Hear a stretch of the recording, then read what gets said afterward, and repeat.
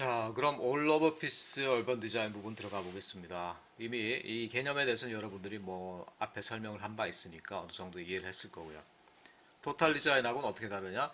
토탈 디자인 같은 경우는 전체 대상이 되는 오브젝트 내지 어떤 도시 환경을 한 사람의 의도대로 거의 디테일에 이르기까지 전반적으로 디자인하는 것이라고 그랬죠. 그에 비해서 올 오브 피스 디자인 같은 경우는 실제로 여러분들 도시 공간이라는 것들이 너무 많은 것들이 섞여 있고 너무 크고도 광대하죠. 스케일상으로도. 한 사람의 디자이너가 그 전체를 완전하게 이제 완성시키듯이 설계한다는 것이 사실상 있을 수도 없거니와 그게 바르지도 않아요. 그래서 마스터 플랜을 만들고요. 다만 마스터 플랜이 강하게 그 하부에 있는 개별적인 오브젝트들, 뭐 대부분은 건물이겠죠. 건물의 디자인 이런 것들을 가이드하는 거예요. 그래서 all over piece, 전체 조각이 하나하나 긴밀하게 연결되는 그런 어떤 지그소 퍼즐처럼 그런 형태로 이제 전체 마스터 플랜을 만드는 것이 얼번 디자인이다 얘기를 했고, 그에 비해서 토탈 디자인 같은 경우는 뭐 특별한 경우겠죠. 예를 들어서 뭐 내 개인이 내가 소유한 어떤 그런 영역, 렐름을 상대로 디자인한다라든가, 락펠러 센터가 그랬죠. 아니면 또 특별한 경우는 있어요. 한 명의 유능한 디자이너에게 국가나 권력이 전반적으로 어떤 도시에 대한 어떤 설계 권한을 전격적으로 그냥 키를 던져주는 거예요. 그야 한마디로 키. 그래서 그 사람이 진짜 마음대로 설계를 하는. 뭐 샹디가르라는 인도의 어떤 행정도시, 르꾸르비즈가 설계할 때 그렇다라고 그랬죠. 뭐 그런 경우는 토탈 디자인에 가깝지만 사실상 오늘날 설계되는 대부분의 도시 지구들은 all over piece 내지 piece by piece다. 여러분들이 그렇게 이해를 하시면 될 거예요. 다만 이 경우에는 자, 마스터 플랜의 힘이 강력합니다. 그래서 그 하부에 있는 개별 오브젝트들을 이끄는 가이드가 굉장히 강력해. 그러니까 강력할수록 어떻게 돼요? all over piece의 연결이 긴밀해지겠죠. 뭐 라데팡스, 프랑스에 나와 있는 건데 여러분 이미 요거 이 의미하고 이제 파리의 미래, 프랑스의 미래를 설계한다는 의미에서 됐다 이런 얘기 여러분들에게 이미 말씀드렸고요. 그 다음에 패터노스터 스퀘어는 이것도 역시 이미 앞에 우리 여러 사례 연구 잠깐씩 지나가는 부분에 나왔죠. 성 바울 성당 런던 북부에 있는 그 앞에 있는 광장 부분, 그 스퀘어를 어떤 형태로 설계할 거냐 하는 부분이었고, 시사이드 하면 이건 여러분 또 뉴 얼바니즘의 태동을 알리는 그 모델 타운이었다라는 거 여러분 너무나 잘 아시죠. 슈타트빌렌 하면 이건 이제 여러분 잘 모른다는 거야. 이거는 모를 수가 있죠. 월드 트레이드 센터 하면 이것도 역시 이제 모를 수가 없는데, 다만 이 월드 트레이드 센터 사이트예요. 말하자면 월드 트레이드 센터가 9.11 이후로 붕괴되고 난 뒤에 지금 새로 개발하는 그 개발 계획안을 얘기하는 거예요. 그러니까 오해하시면 안 됩니다. 자, 이런 것들이 올 오버 피스 디자인의 사례였다라고 지금 얘기를 하는 건데, 여기서 여러분 이제 눈치를 좀 챘죠. 깨알같이 설명 안 해도 여러분 눈치를 채야지. 뭐 대략 봐도 어떻습니까? 예를 들어서 이런 거라든가 이것도 그렇고 이것도 그렇고, 이거는 당연히 이제 뉴 어바니즘이란 어떤 그 경향을 대표하는 타운이니까 더더욱 그렇고 굉장히 의미심장한 프로젝트죠. 국가적으로 프랑스의 미래를 보여주는 비전이잖아. 이건 뭐예요? 테러로 잠시 위축됐던 미국이 다시 한번 재도전한다라는 어떤 도약을 알리는 그런 프로젝트잖아. 그러니까 또는 이거는 역사적으로 중요한 영국의 랜드마크를 다시 한번 살리겠다는 프로젝트고, 자, 국가적인 명운이 달린 굉장히 중요한 프로젝트들, 그런 것들을 갖다가 어떻게 돼? 토탈로 맡기기도 그렇고, 그렇다고 피스 바이 피스로 느슨하게 맡기기도 그렇죠. 그래서 그런 경우에 보통 이제 all over piece로 다루는 경우들이 많겠다라는 걸 여러분들이 눈치를 팍팍 챘겠죠. 자, 넘어가 봅시다. 자, 그래서 all over piece 디자인에 보면 라데팡스 프랑스가 먼저 나오는데요. 이거 여러분 뭐 다 알고 있을 거예요. 가본 분들 많고 간단하게만 설명하도록 할 텐데, 이미 이것들이 진행된 지가 굉장히 오래됐습니다. 심지어는 처음에 이것들이 구상되기 시작한 것들이 뭐냐면은, 자, conceived as the last point of a triumphal way. 불어로는 못 읽으니까 영어로만 보겠어요. 그러니까 개선문만 있는 줄 아는데 개선길도 있어요. 개선물 따라서, 그러니까 파리의 공간적인 축이 동서를 따라서 쭉 열린 축이 있는데, 동쪽으로 갈수록 옛날 것들이고 서쪽으로 올수록 현대의 것들이 분포해 있다고 그랬죠. 그래서 그걸 연장해 가지고 진짜 이제 파리의 미래를 상징하는, 프랑스의 미래를 상징하는 어떤 신도시를 만들자. 그게 또 필요한 이유는 뭐냐면은 파리가 이제 관광객만, 순수 관광객만 400만 이상이 온다는 도시 아니에요. 우리나라 뭐 몇천만 이런 것들은 연인원이야. 그러니까 한 사람이 왔다 갔다 하는 건 다 여럿으로 친다고. 그거 말고 진짜 순수하게 오는 사람의 머릿수가 400만이 넘는 도시가 이제 파리예요. 그렇기 때문에 또 역사적인 또 관광적인 이득이 있기 때문에 쉽게 이걸 재개발을 못해요. 가 어떻습니까? 고적하고 유적이 많고 아름다운데 새로운 형태의 어떤 뭡니까? 거대한 오피스텔이라든가 또는 정보와 관련된 어떤 시설을 집중시킨 그런 어떤 업무타운이라든가 그런 것도 만들기 어렵죠. 그래서 어떤 걸 선택했냐? 구파리 지역 외곽에다가 요 트라이엄펄 웨이를 연장을 해서 여기다가 이렇게 파리의 프랑스의 미래를 상징하는 뉴타운을 만들자. 그래서 이게 바로 라데방스가 됐다는 거죠. 등등등등 뭐 그런 이유로 만들어졌다는 건 여러분들이 이미 많이 들었을 것이고요. 얘기가 나온 것들이 벌써 40년이 넘었어요. 굉장히 오래됐다는 얘기죠.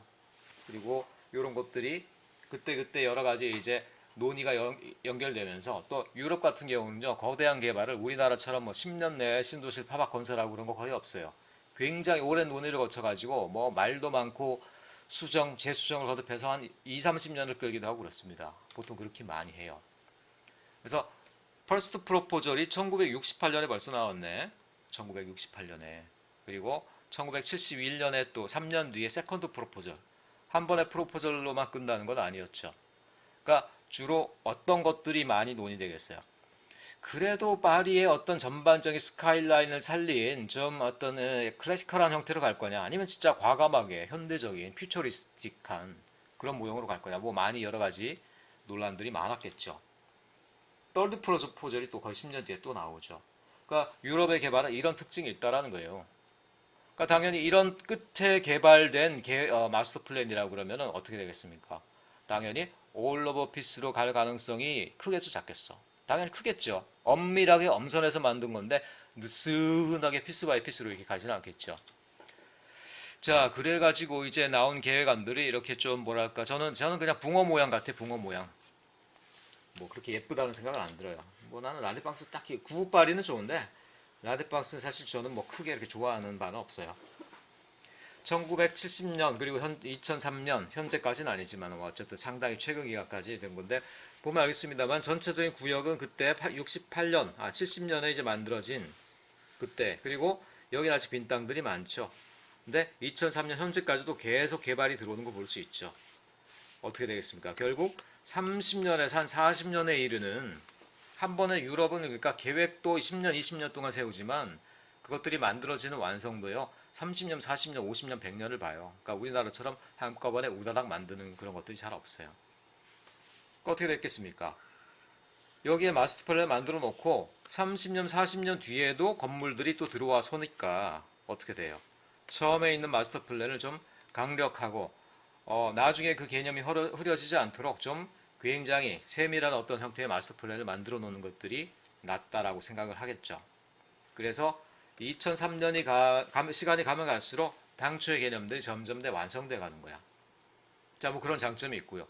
또 한편으로 여러분들 뭐 이게 과연 이런 식으로 설계해서 되느냐 조금 의구심도 들죠. 어떤 부분에 의구심이 들어요. 이렇게 오래가는 모형에 대해서. 당연히 70년하고 2003년, 2000년대는요. 밀레니엄이 바뀌어버렸어. 그러니까 사람들의 생각이 다르고요. 문화가 다르고 건축 기술도 심지어 달라. 그러니까 이때 미래도시라고 만들어놨는데 나중에가 2000년대가 되면 이미 옛날 도시가 돼버리는 거 아니야. 좀 뭔가 모순이죠. 그렇기 때문에 All of Peace 디자인이 너무 이렇게 오랜 시간을 염두에 둬서 만들어진 All of Peace 디자인이라는 건 조금 또 문제가 있지 않느냐. 아니 All of Peace 디자인이라는 것 자체가 잘못됐다는 게 아니에요. 다만 장기간의 플랜으로는 좀 부족할 수 있다. 자, 넘어가 봅시다. 뭐 이 디자인의 어떤 상세한 우리 뭐 그 내용을 설명하자는 게 아니라 다만 디자인 유형의 어떤 개념을 설명하자는 거니까 빨리 넘어가 보도록 합시다. 여기서 또 이제 구현된 굉장히 중요한 거는 멀티 레이어드 네트워크 시스템이라는 거예요. 딱 들으면 여러분 눈치를 채겠지만 지하 공간을 갖다가 층층으로 다 입체적으로 분리해서 층마다 중요한 기능들을 다 집어넣자. 특히 르꼬르비자 같은 경우는 어떻게 돼요? 지상을 갖다가 넓게 쓰는 걸 너무너무 좋아했지, 이 사람은. 그러다 보니까 대중교통이고 뭐 차량교통이고 간에 그런 것들도 되도록이면 땅이 안 보였으면 좋겠어. 땅에는 뾰족한 건물들하고 넓은 들판만 있었으면 좋겠어. 그 어떻게 됐어요? 차량이나 교통들을 갖다 지하 레이어로 집어넣자라는 제안들을 1920년대부터 해왔죠. 그런데 당시 그때만 하더라도 어떻게 됩니까? 그런 기술들이 뭐 크게 개발은 안 됐죠. 지하철은 물론 있었지만. 그런데 어쨌든 멀티 레이어드 네트워크, 지하 층층별로 이제 여러 가지 이제 교통들이 다 지나간다. 예를 들어 지하 3층에는 뭐 지하철, 지하 2층에는 자동차, 뭐 지하 1층에는 또 무슨 지상으로 접근하기 위한 뭐 가벼운 교통수단, 이런 식으로 이제 분리하는 형태의 어떤 멀티 레이어드 네트워크 시스템, 그러니까 지하 개발이죠, 한마디로. 그런 것들이 이때 최초로 인용될 수가 있었다. 그런 역사적인 의미도 있었다라는 거예요. 그래서 실제로 지상의 모습을 보면요, 차량이 거의 안 보여. 거대한 비즈니스 타운인데도 불구하고 차량의 모습이 보이질 않는 또 특징이 있습니다.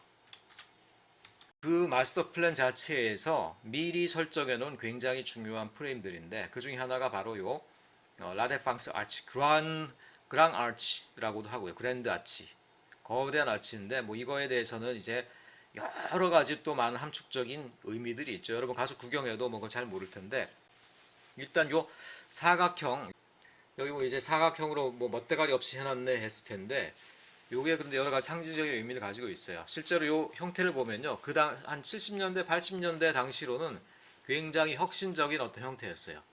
그때만 해도 어떻습니까? 바우하우스적인 전통들, 바우하우스가 이제 현대적인 재료를 가지고 와서 건물을 갖다가 너무 꼬불랑꼬불랑 클래시컬하게 할 게 아니라 진짜 반듯반듯하고 직선적으로 쫙쫙 뻗고 높이 올라가는 유리와 철골의 어떤 향연들, 그런 것들을 적극적으로 건축으로 받아들인 거 아니에요.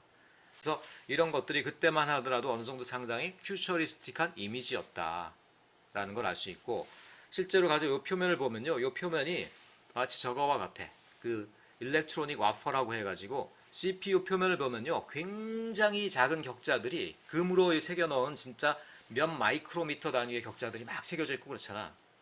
그러니까 80년대가 그런 어떤 반도체 산업이 이제 급격히 미래적인 어떤 혁신을 도모하게 될 때거든요. 어떻습니까? 그래서 그런 어떤 미래적인 산업의 이미지, 그런 것들을 이제 이 안에 새겨 넣어서 이런 어떤 하나의 건물, 큰 아치를 만들어낸 거예요. 그리고 또 이 형태 자체가 여러 가지 또 프랑스의 전통을 또 담고도 있습니다. 예를 들어서 이 전체 높이가 이게 한 전체 땅바닥에서부터 한 110m 정도가 돼요.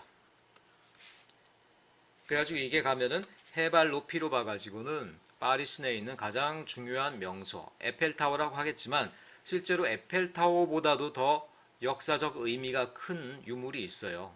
작년에 바로 불타가지고 세계가 프랑스를 욕했던, 저런 걸 어떻게 불태울 수 있냐라고 이제 안타까워하면 욕하게 됐었던 그 노틀담 사원 있죠. 노틀담 사원. 파리 딱 중심부에 있잖아요. 그러니까 그거에 거기에 있는 첨탑의 해발 높이랑 이제 비슷하게 됐다라는 거예요. 그러니까 결코 그거를 넘어서진 않겠다. 파리의 가장 중요한 명소 랜드마크를 넘어서진 않겠다. 그런 어떤 의미가 또 이렇게 보이게 되죠. 또 그리고 요 형상 자체가요, 약 105 곱하기 105가 돼요. 요거는 실제로 봐보면 요걸 또 어떤 의미를 두고 있냐면요, 한번 보여드릴게요. 자, 여러분 요걸 보시면 요게 이제 파리 시가지의 모습이죠. 그리고 조금 더 이제 확대를 해보면은 알겠습니다만, 동서방향으로 정동은 아닙니다. 물론 정선은 아니에요. 약간 이제 각도가 한 6점 몇 도로 하나요? 왜 있게 돼 있는데, 이렇게 통과하면서 보면은 여기가 이제 노틀담 사원이 요 섬에 있죠. 그리고 쭉 따라가다 보면 역시 샹젤리제 대로, 그 다음에 역시 개선문, 그 다음에 파리 시가지 외곽이에요. 성곽이 있었던. 그리고 지나가서 이제 마지막으로 나오는 요 부분이 이제 역시 가다 보니까 이제 얼번 페이브릿, 도시 조직이 전통적인 조직에서 여기서 갑자기 좀 많이 달라지죠. 그러니까 이 부분이 이제 라데팡스가 되겠어요. 라데팡스 말고 여러분 또 베르사유 궁전을 한번 찾아주고 싶은데, 베르사유 궁전을 가보면요, 베르사유 궁전이 여기에요. 근데 여러분 보면 뭔가 느낌이 좀 있죠? 요 형태, 베르사유 궁전도 뭐냐면 동서방향의 축인데, 요것도 이제 사실은 6.33도라는 각도가 유지가 돼 있어. 그 축에서 꺾어지면서 이제 대략 요런 어떤 경계를 가지고, 요런 정도, 요렇게 경계를 가지죠. 근데 요 라데팡스를 한번 보세요. 각도가 같죠? 그리고 전반적인 공간의 스케일들이 거의 비슷하게 가고 있죠. 그러니까 뭡니까? 베르사유 궁전을 옛날의 왕궁을 미래적인 어떤 현대적인 의미에서의 미래적인 권력, 과학이고 기술이죠. 어떤 그런 걸로 점차 바뀌어가고 있다 이런 부분들을 보여주고 있는 걸 여러분 눈치를 챌 수 있죠. 한 가지 재밌는 것은 뭐냐면은 여기 가보면은 이제 베르사유 궁전이 이렇게 나오고 중정형으로 되어 있죠 보통. 그래서 보면은 요 길이를 한번 제가 재볼게요. 길이를 보면 여기서부터 여기까지가 한 이제 대략 뭐 또 센티미터로 되어 있네 이게 미터로 하면은 자, 이 베르사유 궁전이 사각으로 되어 있는 요 전체 건물과 중정의 길이들이 약 105m 정도가 돼요. 105m. 요걸 근데 발딱 세우면 뭐가 되겠어요? 발딱 세우면은 아까 보이는 뭡니까? 그란드 아치, 밀레니엄 아치라고 하는데 그거의 건물 높이랑 또 똑같다라는 거야. 이거 말고도 파리 시내의 어떤 대표적인 명소들과 연결된 상징들이 그 그랜드 아치의 여러 가지 이 부분에 이제 많이 스며들어 있다 이런 얘기를 하고 있습니다. 그다음에 또 뭐 여러 가지 에펠타워랑 연결된 상징들, 에펠타워랑 비슷한 어떤 철골 구조를 그 안에 또 집어넣었다는 부분들, 뭐 등등들이 이제 거기에 많이 이제 담겨 있는 어떤 상징적인 요소들이었다 이런 얘기들 나오고 있고요.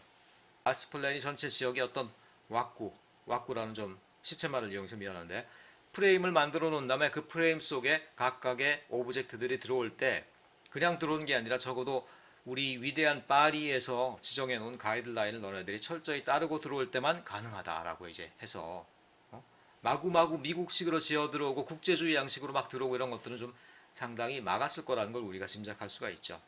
그렇기 때문에 좀 올 오버 피스 디자인인 거예요.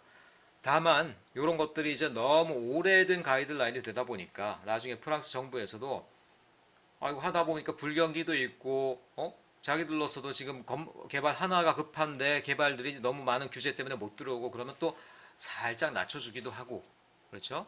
또 그랬다 살만하면 또 강화하기도 하고 그러면서 이제 좀 많은 변동들이 있었고 그래서 그러는 동안에 당초의 개념들은 어쨌든 아까도 얘기했지만 많이 좀 퇴색된 부분들이 실제로 많이 있었다 이렇게 비판들이 있죠.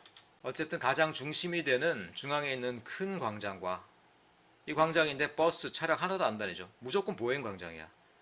근데 여기도 좀 많은 비판이 있어요. 보행자들이 여기서부터 여기까지 가는데 땡볕에 아무것도 없는데 대체 누구를 위한 광장이냐? 약간 이런 어떤 그러니까 르꼬르비잔 아이디어에서 우리가 비판하는 것들 있죠.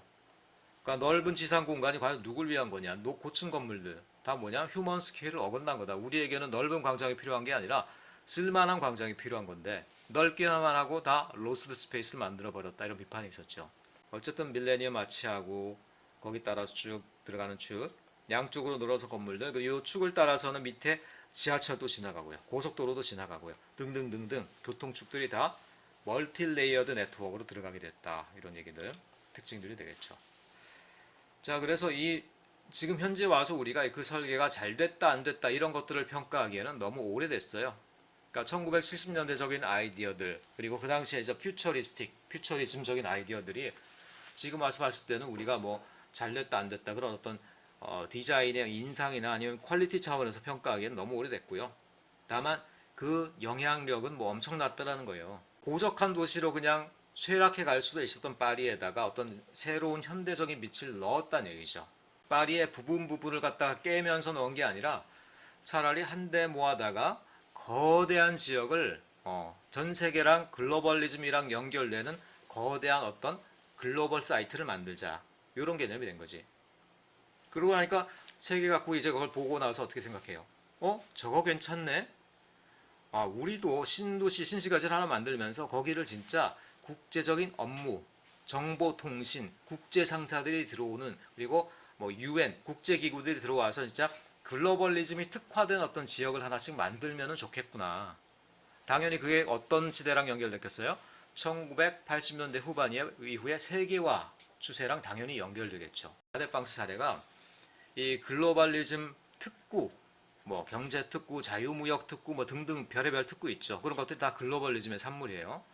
어쨌든 글로벌리즘의 산물로서 국제적인 업무 지역을 만들어서 거기에는 자 외국인도 자유롭게 들어오게 하고 외국인들도 자유롭게 경제 활동하게 하고 외국 기업들이 들어올 때도 어서 옵시오 하게 하고 그 안에서 지금이야 뭐 아무 데서나 인터넷 다 터지지만 세계적으로 정보통신망이 부드럽게 자유롭게 연결되는 그런 특구를 만들자라는 개념으로 진화되게 돼요. 그러니까 그게 뭐가 됐어요? 이른바 그게 이제 개념이 UMP라고 부르는 그런 특수한 개발 프로토타입으로 연결됩니다. UMP는 뭐냐면 얼번 메가 프로젝트예요. 그러니까 거대한 글로벌리즘 포트를 만드는 겁니다. 도시에다가. 라데팡스의 영향으로 나타난 것들, 영국의 캐너리 워프, 영국의 테임즈강의 쇠퇴해 가는 공업 지역에다가 새롭게 큰 국제 업무 지역을 올려버렸죠. 런던도 약간 또 파리랑 비슷해요. 런던도 너무 보색창연해. 멋지고 관광객은 많지만 어떻게 됩니까? 외곽에다 슬쩍 또 라다팡스 비슷한 걸 만들었다는 거죠. 중국은 뭐 이걸 갖다 또 적극적으로 받아들여가지고 중국은 뭐 고색창연하고 그런 게 문제가 아니라 구시가지에는 또 너무 사람이 많이 살고 하니까 신시가지 강변에다 그냥 대규모로 샹하이의 루지아주의 프로젝트라고 있죠. 샹하이 푸동지구라고도 부르고요. 엄청난 거대한 건물군을 만들어서 샹하이의 새로운 어떤 랜드마크가 되어버렸죠. 우리나라도 영향이 있었을까? 당연히 있죠. 떠오르는 뭐가 있어요? 여러 군데 있지만 사실 우리나라에 그렇게 성공적인 곳은 별로 없었어요. 왜냐하면 사실 이 UMP라는 것들이 한 나라에 뭐 미국처럼 거대한 나라가 아니고서야 한 나라에 하나 있어가지고 그것만 잘 활용돼도 땡이야. 왜냐하면 우리가 그렇잖아요. 거대한 컴퓨터가 있지만 자 이것들이 인터넷에 접속하기 위해서 포트가 100개가 필요한가요? 아니야. 딱 점 하나, 선 하나 나가면 되지. 이런 개념이라는 거예요. 그러니까 한 나라가 국제화됐다고 하면은 하나의 UMP만 잘 발동되어도 충분히 글로벌리즘을 받아들이는데 충분해요. 원래 그런 개념인 거야. 그런데도 뭣도 모르고 이게 글로벌리즘을 또 잘못 해석한 어떤 여러 지역에서는 지역마다 UMP가 다 있고 있으면 다 잘 될 줄 알아. 심지어 포항에도 보면 뭐 경제자유구역, 무슨 글로벌 특구, 환동의 무슨 특구 이런 굉장히 많은 어떤 그런 프로젝트들을 설계했었는데 지금 와서는 성공적인 것도 하나도 없어요. 땅값들만 다 올랐고. 그거는 글로벌리즘의 의미를 잘 몰라서 그래. 글로벌 특구는요, 우리나라 전체를 통틀어서 딱 하나만 잘 돼도 사실 그걸로 우리나라 다 글로벌화되고도 남는 개념이라는 거야. 근데 그런 것들을 너무 좀 과장해서 해석한 거죠. 어쨌든 UMP, 우리나라에 뭐가 있습니까? 그래도 그나마 제일 지금까지 성공적인 것들은 뭐 송도, 당연히 포항 송도가 아니라 인천에 있는 송도죠. 어쨌든 그게 라데팡스의 위력이었고요. UMP라는 하나의 프로토타입을 만들어낸 그런 개발이었다. 하지만 비판이 없겠느냐? 당연히 많이 있죠. 그 파리에 새로운 어떤 미래적인 숨결을 불어넣었다 칭찬이 많이 있을 수 있었겠고요. 그런데 한편으로는 자 르꼬르비제가 실패한 그 실패를 그대로 반복했다. 그래서 비즈니스 슬럼을 만들어 버렸다. 그런 어떤 비판도 만만치가 않아요. 그러니까 UMP, 그러니까 글로벌리즘 시대의 어떤 개발의 어떤 프로토타입을 제시했다라는 부분들, 그리고 많은 도시에 영향을 미쳤다라는 부분들, 그런 부분들은 당연히 이제 평가가 돼야 됐겠죠. 자, 어쨌든 이게 지금 볼 수 있는 라데팡스의 모습입니다. 아까 말한 동서의 어떤 프랑스, 파리의 어떤 역사를 보여주는 축이 쭉 열려 있고 그걸 그대로 받아들여서 광장으로 만들어주고 있죠. 자, 광장 넓고 좋은데 사람 얼마 없죠. 그러니까 좀 휴먼 스케일을 벗어나는 광장들이 너무 지나쳤다는 평이에요. 자, 지금 이게 보는 모습인데 이 밀레니엄 아치가 파리 전체를 요 사각형에 담아버리고 있죠. 그러면서 그거를 미래로 그대로 연결시키겠다라는 뭐 그런 상징적인 의미들 그런 것들이 막 나와 있다. 자, 모든 교통은 지하로 이렇게 통과되고요. 그런 가운데 외곽 순환도로는 있고 내부에는 전반적으로 어떻게 돼요? 지하로만 이동하게 되고 지상에는 대부분 보행 공간만을 두게 됩니다. 그렇기 때문에 지상은 굉장히 넓게 쓰면서 굉장히 많은 개발들이 들어갈 수 있겠죠. 그래서 굉장히 고밀한 개발들 그리고 상징적인 어떤 건물들이 있는 데는 어느 정도 이제 외부 공간을 많이 두는 형태로 그런 형태로 설계가 되어 있고 당연히 여기 들어오는 건물들 하나하나에 대해서 그 건물들의 어떤 형태라든가 배치 방식이라든가 외부 공간을 어디에다 내느냐 또 지하에서 올라온 교통과 어떻게 연결되느냐 이런 부분에 대해서 굉장히 엄격한 가이드라인들이 다 주어져 있음을 볼 수 있죠. 뭘 위해서? 이 전체를 하나의 어떤 짜맞춰지는 조각 작품을 만들기 위해서 올 오브 피스로 만들기 위해서 패터노스터 스퀘어인데 요거는 지난번에 설명한 바가 있으니까 다시 그냥 그림만 간단하게 설명하고 넘어가도록 할게요. 이게 옛날의 모습입니다. 이미 그러니까 여기 세인트 폴 커티드럴 성 바울 성당이고요. 그 앞마당이 이렇게 한때 개발됐어요. 언제? 1960년대에 이미 바우하우스 레셔널리스트 디자인에 의해서 디자인이 됐어요. 딱 보면 알겠지만 이게 바우하우스 느낌이 나죠? 그러니까 아까 라드팡스하고 또 비슷한 생각이 드는 게 뭐냐면은 그때는 이게 바우하우스가 퓨처리스틱한 미래적인 어떤 아이디어로 넣은 것들인데 지금 봐서는 그냥 고루한 비즈니스 타운 비슷한 느낌이 나죠. 그게 바로 옛날과 지금의 차이라는 거예요. 어쨌든 근데 그 당시로는 이렇게 각지고 그리고 유리로 덮여 있고 철골이 그대로 드러나 있는 그런 형태의 건물들, 기하학적인 형태의 건물들. 그런 것들이 어떻게 됩니까? 클래식하고 이제 장엄하지만 한편으로 고루한 그런 거 앞에 좀 굉장히 현대적인 어떤 디자인을 넣기 위한 어떤 그런 노력을 설계됐다는 걸 볼 수 있죠. 하지만 전반적인 평가로는 실패다. 너무 이질적이고 장소성을 이제 손상시켰다. 이런 어떤 비판이 많았고 결국은 이제 여기가 철거가 되고 재개발이 되게 됐죠. 자, 뭐 아까 파리도 한 뭐 마스터 플랜 만드는데 1차, 2차, 3차 뭐 몇십 년 끌었다라고 그러는데 자, 우리나라하고는 다릅니다. 우리나라처럼 그냥 마스터 플랜이 3개월 만에 나오고 이런 나라가 잘 없어요. 여기도 보면 이제 이렇게 많은 대안을 놓고 배치 대안만 놓고도 벌써 여러 가지 것들이 경합하고 있죠. 그러다 한번 뭐가 정해졌어. 정해졌다가 아니야 그거 또 뒤집고 그게 또 정해졌다 또 뒤집고 등등등등 하다가 현대적인 건물 가운데 전통적인 어떤 요소가 스며들어가 있는 형태의 어떤 이런 디자인으로 결국은 각착을 보게 되었다. 그래서 광장이나 외부 공간의 특성은요, 굉장히 이제 중세 르네상스적인 느낌들. 이 광장 모형이나 아니면 이 가운데 있는 피크 타워나 이 레디얼 패턴, 1층부의 열주 공간, 아케이드 다 뭡니까 이거? 유럽의 그냥 르네상스 필링 그대로 아니에요. 그다음에 건물의 높이라든가 볼륨감이라든가 또는 쓸데없이 굉장히 또 많은 창문이 많은 것 같은 느낌들. 요새 같으면 이렇게 창문이 많을 거면요, 아예 그냥 유리, 커튼월, 유리 글래스 월로 덮어버려요, 그냥 차라리. 근데 그러지 않고 일일이 하나하나 구멍을 낸 창문들, 이런 것들 뭐예요? 역시 이런 것들이 유럽의 어떤 전통적인 건축 양식의 어떤 약간의 향수를 담고 있죠. 그러니까 새로 지은 건물인데도 불구하고 어떻게 됩니까? 어느 정도 과거적인 느낌들과 상통하는 뭐 그런 것들을 만들 수 있었는데 어떻게 가능했겠어요? 전체가 이런 느낌으로 건물 하나하나가 강력하게 가이드된 거야. 1층에다 아케이드를 안 넣으면은 건물 설계 안 돼. 그러니까 설계가들은 자기들이 하고 싶은 대로 하기보다는 그 가이드라인에 맞출 수밖에 없는 거죠. 맞추다 보면 결국은 이런 짜맞춰진 하나하나의 조각처럼 하나하나의 퍼즐 조각처럼 들어와서 그림을 만들게 된다. 이게 올 오브 피스 디자인이었다 얘기했죠. 옛날 거 지금 흉내내서 될 일이냐 뭐 이런 얘기 하는 사람도 있고요. 뭐 등등 여러 가지가 있는데 그래도 어느 정도 상당히 뭐 성공적이라는 평가를 받고 있어요. 보면은 자 지금 와서 보면 그래도 어느 정도 성바울 성당하고 이질적인 느낌은 잘 없죠. 특별히 어떤 중정형 패턴이 유럽의 어떤 도시 조직을 또 그대로 갖고 왔기 때문에 어느 정도 상당히 위에서 내려다본 그림상으로는 잘 어울린다는 느낌도 들어요. 이게 지상의 모습입니다. 지상의 모습인데 딱 보면 스타벅스가 있죠. 자 그러면서 이런 부분에서 우리가 이제 또 하나 생각해 줘야 될 주제는 자 이게 히스토릭 프리저베이션에 대해서 결국 이제 UD는 어떤 입장을 갖고 있어야 되느냐 이런 거라는 거죠. 자 대표적인 어떤 이슈가 되는 지역들이 패터노스터 스퀘어도 있지만 또 미국 보스턴에 트리니티 처치라는 데도 있어요. 자 미국에서는 이게 한 300년 된 교회인데 이것만 하더라도 미국에서는 굉장히 오래된 유적이에요. 그러니까 지키고 싶은 유적이죠. 근데 그 옆에 한 건물이 개발됐는데 그 개발이 이제 처음에 여러 가지 논의가 있었어요. 그래서 두 가지 대안이 싸웠겠죠. 어느 정도 저층으로 가면서 약간 클래식한 느낌을 받아가지고 조금 옆에 있는 트리니티 처치랑 공생하는 건물을 만들어야 된다.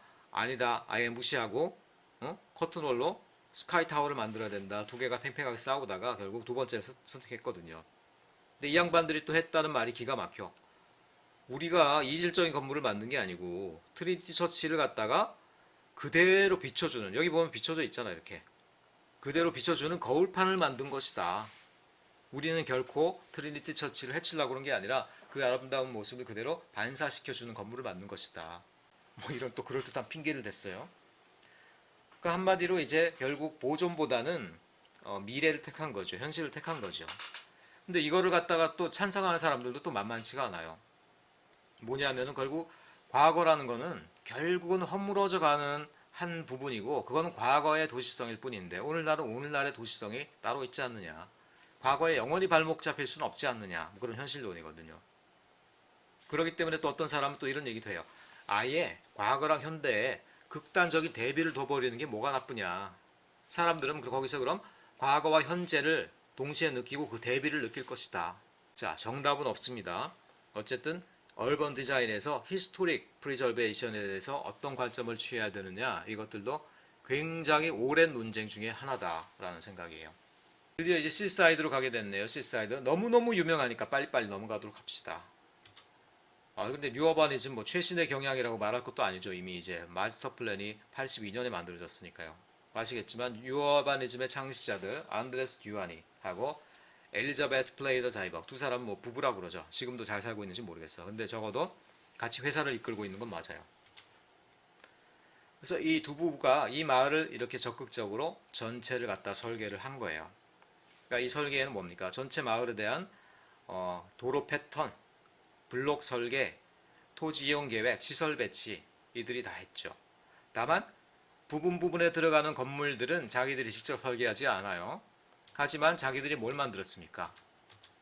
뒤로 넘어가세요. 자기들은 이런 걸 만들었어요. 이런 것들. 여기 보면 뭐 어떻게 나와 있습니까? 보면은 타입 1에서부터 타입 8에 이르기까지 8개의 어떤 타입이 있죠. 그러니까 모든 부분에 들어가는 건물들은 용도상으로는 크게 봐서 2개. 아마 뭐 내가 볼 때는 주거 용도상으로는 2개. 내가 볼 때는 뭐 개인 주택이나 아니면 공동주택이나 이 차이를 아마 둔 것 같아요. 그리고 건물이 그 마을에 들어가는 건물은 8개의 다른 타입이 있다라고 규정을 하고 이 타입은 어디에 대해서 나오겠어요? 자, 공공광장을 접하고 있느냐? 아니면 대로를 접하고 있느냐? 아니면 소로를 접하고 있느냐? 아니면 공원을 접하고 있느냐? 아니면 멀리 떨어져 있는 단독이냐? 등등 그 건물의 특성에 따라 가지고 그 건물이 그 지역에서 있는 입지와 또 주변 지역과의 관계에 따라서 8개의 타입으로 구분을 해버렸어요. 그래서 각각의 타입별로 다 다른 어떤 가이드라인이 줬다라는 거예요. 뭡니까? 예를 들어서 포치, 현관이나 발코니는 어떻게 처리해야 되는가? 또 뭐가 있을까요? 파킹, 주차는 어떻게 처리해야 될 거냐? 사실 주차를 갖다가 건물 앞에다 늘 대놓게 하면 주인은 편하겠지만 지나가는 사람으로 봐서는 어떻게 됩니까? 굉장히 불편하고 불안하고 보기에도 안 좋겠죠. 그러니까 파킹 같은 경우도 디자인의 또 중요한 가이드라인이었다라는 거예요. 빌딩 컨트롤 코드를 모아보니까 하나의 책자가 됐더라는 거야. 그래서 그 마을에 들어와 살고 싶은 사람은 그 책자를 받아서 그 책자에 근거해서 자기 건물을 설계해야 되는 거예요. 어떤 일이 벌어졌을까요? 칼라를 보시면 알겠습니다만 이 건물들 하나하나가 이 건물들 지금 하나하나가 다 서로 다른 시기에 다른 사람들에 의해서 디자인된 것들이에요. 그럼에도 불구하고 전체를 관통하는 어떤 코드들이 느껴지니까 전체가 이제 하모니 가운데 있죠. 뭐 여러 가지가 될 수 있겠지만 일단 뭐 색조라든가 아니면 심지어는 이 펜스의 형태라든가 건물의 전면부에 이런 어떤 창을 만드는 방식이라든가 아니면 지붕의 이 각도라든가 뭡니까? 하나하나가 컨트롤돼서 전체가 조화된다라는 느낌을 주고 있죠. 한 사람에 의해서 디자인된 게 아님에도 불구하고 지금 가보면 굉장히 조화로운 어떤 마을 환경을 이루고 있다라는 걸 볼 수가 있죠. Clear sense of unity를 이룰 수 있었다라고 하고 있고요. 뭐 결과는 성공적이었어요. 미국에서 굉장히 유명한 마을이 됐고요. 후에 이걸 본딴 마을들이 굉장히 많이 지켜집니다. 근데 이분들은 너무 예쁜 마을을 만들려고 그런 건 아니었어요. 예쁘고 좋은 마을. 그래가지고 뒤에 위에 보면은 트루만 쇼라는 영화의 배경이 되기도 했죠. 근데 이분들은 그걸 원한 게 아니고 뉴 어바니즘 타운이 형성되는 방식을 한번 시범을 보인 거예요. 시범. 도시를 이렇게 한번 뉴 얼바니즘 스타일로 만들어가는 설계하는 가는 방식을 우리 만들기 위해서 시발점을 C사이드에서 찾은 것이지 우리가 하려는 것은 그건 아니었다. 지금 현재는 이제 도시 단계까지 FBC는 이제 Form Based COD 코드를 얘기해요. 그러니까 형태 기반 코드다라는 것들인데 의미에 대해서 지금 설명하기는 좀 시간이 너무 없고요. C사이드에서 자기들이 적용한 그 기법을 단순히 어떤 시범 타운이 아니라 도시 전역에다가 적용할 수 있는 방법론을 개발했고 그 방법론을 그들은 이제 FBC라고 불러요. 그래서 이 FBC를 실제로 적용하는 도시들이 굉장히 많이 지금 생겨나고 있다 이런 소문이에요. 자, 이걸 갖다가 우리가 디자인 타입으로 보면 당연히 뭘로 정의할 수 있겠습니까? 당연히 너무나도 이제 명백하게 all over piece 디자인으로 정의할 수 있고, 그러니까 어떻게 보면 뉴 어바니즘하고 all over piece 디자인이라는 것들이 굉장히 이제 잘 결합한 어떤 하나의 흐름이었다 이렇게 볼 수가 있고요. 그 다음에 이제 우리가 장소성 많이 얘기를 한단 말이에요. 그 장소성이 물론 문화적인 것도 있고 지역적인 것도 있고 국가적인 것도 있고 뭐 여러 가지 형태가 있지만, 어쨌든 그런 어떤 조화로운 어떤 오브젝트들이 모여서 하나의 장소성을 만든다는 것들이 어떤 개념이냐, 그리고 그거를 구현하려고 그러면 어떻게 해야 되느냐. 자, 오늘날의 도시는요, 프라이빗 섹터가 지배하는 도시예요. 모든 어떤 하나하나의 공간들이 다 소유주가 있고요. 소유주는 자기 자신의 어떤 표현의 자유를 가져요. 자, 그런 가운데 그러면은 그것들을 가만히 두면서 어떻게 우리가 조화로운 장소성을 만드느냐. 사실은 어려운 얘기거든요. 월 오브 피스 디자인이라는 어떤 얼번 디자인 타입으로 연결시키면서 공공의 장소성을 우리가 만들어가는 데 힘을 써야 되겠죠.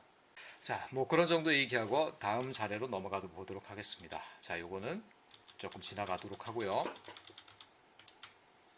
드디어 이제 월드 트레이드 센터입니다. 그 사이트죠, 사이트. 자, 9.11 테러가 되고 나서요. 그래서 그것들을 새롭게 개발하기 위한 수많은 아이디어를 받았는데요. 심지어는 뭐 전문가 그리고 일반인을 포함해서 12,000건이 됐다라고 그러죠. 자, 그 중에 하나 심각하게 또 끝까지 고려됐던 것들은 Keep it as it is empty now. 그러니까 폐허가 된 그대로 놔두자라는 어떤 그런 의견까지도 또 나왔다라는 거예요. 테러 이후에 미국의 재건, 미국의 어떤 새로운 방향성을 상징하는 사이트거든요. 그렇기 때문에 여기에 대해서는 전체가 이제 참여하고 통합하는 어떤 아이디어로 엮어낼 필요가 있었더라는 거예요. 여기에 있는 민간의 개발까지도 좀 강력하게 제어하는 올 오버 피스 형태의 디자인이 필요했었다. 이런 짐작은 우리가 다 할 수 있죠. 그래서 어쨌든 여러 가지 스킴에 대한 여러 이제 공모전이 있었고, 그 중에 두 개가 이제 최종적으로 많이 심각하게 고려가 됐었는데, 이제 결국 이제 디 메모리 파운데이션 스킴, 다니엘 리베스케트가 중심이 된 아이디어였죠. 그래서 여기서 이제 강조했던 것들은 기본적으로 이제 이 사이트가 원래는 프라이빗 섹터였잖아요. 일종의 월드 트레이드 센터라는 민간 부문의 어떤 핵심 지역이었는데, 사실은 이게 조금 문제가 있었죠, 예전에. 그러니까 맨하탄의 여러 이 도시 조직을 어떻게 보면 이 사이트가 일방적으로 차단하는 측면이 있었어요. 그러니까 어느 정도 도시의 공공성을 어느 정도 이제 막았던 것이죠.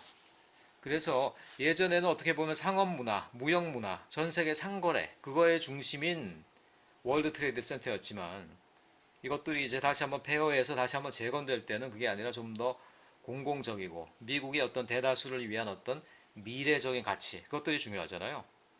그렇기 때문에 이 사이트를 조금 해체해서, 자, 동서방향에 이 막혔던 축들을 다시 개방시키는 형태를 이렇게 사이트를 재설계했더라는 거예요. 그래서 동서축 두 개, 남북축 하나를 다시 열어줌으로써 이 사이트를 다시 뉴욕으로 풀어서 뉴욕 공공에게 돌려보냈다, 이런 어떤 상징적인 의미를 가지고요.